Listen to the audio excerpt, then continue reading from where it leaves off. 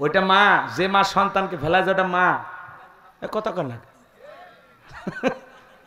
চাষা আবার অন্য মায়ের ধান্দায় আছে। চাষার মা মাক দেখার স্বাদ মেটেনি, আবার নিয়ে আসবো নাকি? আর আসবে না। কষ্ট হচ্ছে আপনাদের? আমার কথা কি বিরক্ত হয়েছেন? তাহলে বলেন তো, সমাজের সন্তানদেরকে ভালো বানাইতে চাইলে মোবাইল থেকে সন্তানদের দূরে রাখা লাগবে। কথা বলেন ঠিক কিনা? আল্লাহ যেন প্রত্যেকটা অভিভাবককে সচেতন হওয়ার তৌফিক দান করেন। জোরে বলুন আমিন। আমার ভাইয়েরা, আমি যে কথা বলতে চাচ্ছিলাম বাজান, এইবার বাদশা ডেকে বলে শোনো, দুইটাই কথাই বলতে হবে। স্বপ্নে কি দেখেছি, স্বপ্নের ব্যাখ্যা কি হবে, দুইটাই তোমাদেরকে বলা লাগবে। এইবার জনগণ ডেকে বলে বাদশা আমাদের পক্ষে বলা সম্ভব নয়। জালেম বাদশা বকতে নাচর ডেকে বলে 7 দিনের আলটিমেটাম দিলাম, 7 দিনের মধ্যে আমি স্বপ্নে কি দেখেছি, স্বপ্নের ব্যাখ্যা কি হবে না বলা পর্যন্ত আমি তোমাদেরকে কাউকে ছাড় দেব না।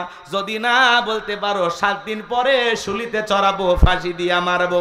জনগণ ডেকে বলে বাদশা 7 দিন কেন, 7 বছর সময় দিলে আমাদের পক্ষে বলা সম্ভব নয়। এবার জেলার জেলখানা দিয়া করতেছে। আল্লাহ নবী দানিয়াল ডেকে বলে জেলার দেই কেমন হয়, টেনশনে আসো? বলে হ্যাঁ, বাদশা একটা মারাত্মক স্বপ্ন দেখেছে। সমস্ত কথা খুলে বললেন। আল্লাহ নবী দানিয়াল ডেকে বলে শোনো, তোমার বাদশা স্বপ্নে কি দেখেছে, এই স্বপ্নের ব্যাখ্যা কি হবে, দুইটাই আমার জানা আছে।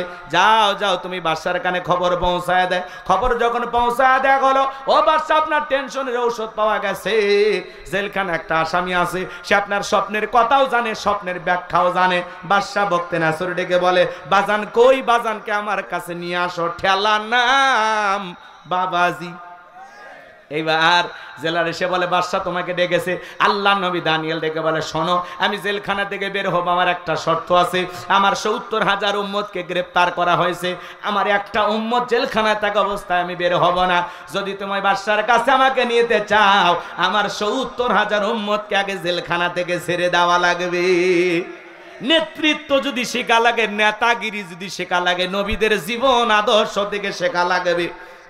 আপনি যাত্রার পিছনে স্লোগান দেন, নেতার মিছিল করতে করতে চুয়াডাঙ্গা শহরে চলে গেছেন। নেতা ফাঁসিয়া খান ট্যাবলেট খান, ট্যাবলেট খান, ট্যাবলেট খান যেখানে আমরা আছি সেখানে, ট্যাবলেট খান কবরে তোমরা কেন পড়ে? কথা কন না কেন? নেতার পিছনে স্লোগান দেন। বল্টু ভাইয়ের চরিত্র ফুলের মতো পবিত্র, নামাজ পড়ে 1 ওয়াক্ত, গাঁজা খায় 5 ওয়াক্ত, ঘুম চুরিতে পাকা ভক্ত, শয়তানের 1 নাম্বার ভক্ত, হুজুর যে যেন খুবই শক্ত, চুষে খাই গরিবের রক্ত। পোস্টার লেখা আছে গরিবের বন্ধু, ভোট দিয়ে দেখেন গরিবের কয় নাম্বার শত্রু। একটা বয়স্ক ভাতার কার্ড নিবের গেলেও 2-1,000 খায়। রাস্তার বরাদ্দ হয় 10 কোটি, ওপর থেকে নিচ পর্যন্ত পকেট ভরাইতে ভরাইতে আর টেকাই থাকে না। কোনো মধ্যে 2 কোটি টাকা খরচ দেওয়া রাস্তা করে, আলকাতরার মতো খালি কালো করে থুয়ে যায়। ছাগল পেশাব করলেও রাস্তার পিচ ভাসিয়া যায়। এ কথা কন আপনারা, কি খারাপ কিছু বলতেছে?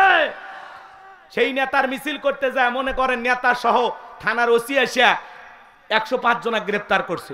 নেতার তো পাওয়ার আছে, সকাল বিকেল জেলখানায় ঢোকে আর বাইর হয়। কথা কম। কিন্তু আপনি গরিব মানুষ, রিক্সা চালান, ভ্যান চালান, মাঠে কাজ করেন, একদিন না কাজ করলে আপনার পরিবারের মুখে খাবার ওঠে না।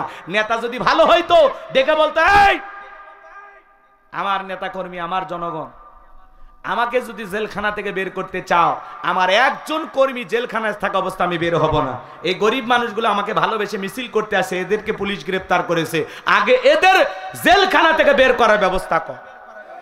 এরকম নেতা দরকার, যে নেতা আপনার দুঃখে কাঁদে, আপনার সুখে হাসে, যে আপনার বিপদে পাশে দাঁড়াবে। আপনি 6 মাস জেলখানায় গেলে আপনার পরিবারের মুখে খাবার তুলে দেবে। কথা কন ঠিক কিনা? যাত্রার পিছনে লাফালাফি করেন না, বউ বাচ্চাকে বিপদে ফেলেন না। যে নেতা আপনার বিপদে পাশে দাঁড়াবে, আপনার সুখে হাসে, আপনার দুঃখে কাঁদে, এমন নেতার নেতৃত্ব মেনে সামনে আগানো লাগবে। কথাকে বোঝা গেল? সামনের দিকে যায়। এইবার জেলার যায় বলে বাদশা, যে আপনার স্বপ্নের কথা জানে তার একটা শর্ত আছে, তার 70,000 লোককে ছেড়ে দিতে হবে।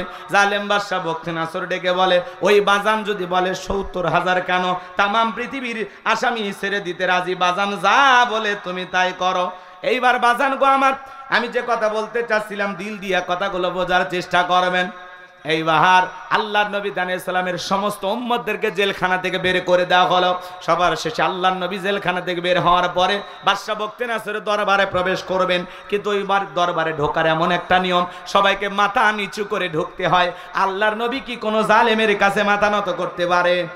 কথা বলেন, এই মাথা আল্লাহ সারা দুনিয়ার কারো কাছে নত করা যাবে না। ইয়্যাকা না'বুদু ওয়া ইয়্যাকা নাস্তাঈন, আমরা তোমার ইবাদত করি, তোমার কাছেই সাহায্য চাই। কথা বলেন ঠিক কি না? দেহটাকে আটোসাটো করে, মাথাটাকে উঁচু করে, কৌশল করে যখন প্রবেশ করলেন, বাদশা বক্তে নাসর ডেকে বলে, বাবা, যত মানুষ প্রবেশ করে সবাই মাথাটা নত করে প্রবেশ করে, তুমি কেন মাথাটা নত করলা না? আল্লাহ নবী দানিয়েল সালাম যে ডেকে বলেন যে আপনার স্বপ্নের কথা আমার মাথার মেমোরিতে সেভ করে দিয়েছে। তার কথা হলো, তাকে সারা দুনিয়ার কারো কাছে মাথা নত করা যাবে না। আমি যদি মাথা নত করতাম, আপনার মতোই যদি স্বপ্নের কথা ভুলিয়ে দিত, আপনি টেনশনে মারা যেতেন, আমাকেও মেরে ফেলতেন। তখন ডেকে বলে, বাজান, যা করেছো ঠিক করেছো, আসলেই তোমার মাথায় বুদ্ধি আছে। এই কথা বলে নিজে চেয়ার থেকে উঠা আল্লাহর নবী দানিয়েল সালামকে চেয়ারে বসায়া দিলেন। বলুন সুবহানাল্লাহ। তাহলে জেলখানা থেকে বের করে চেয়ারে বসায়া দেন, তিনি কে? সে আল্লাহ আজও আছে না নাই? এইবার বাদশা বক্তে নাসর ডেকে বলে, বাবা, তাড়াতাড়ি করে স্বপ্নের কথা বলো, স্বপ্নের ব্যাখ্যা বলো। নবী এইবার চেয়ারে বসে আছে, বাকি কথা কি বলবো? সময় কি আপনাদের হাতে আছে?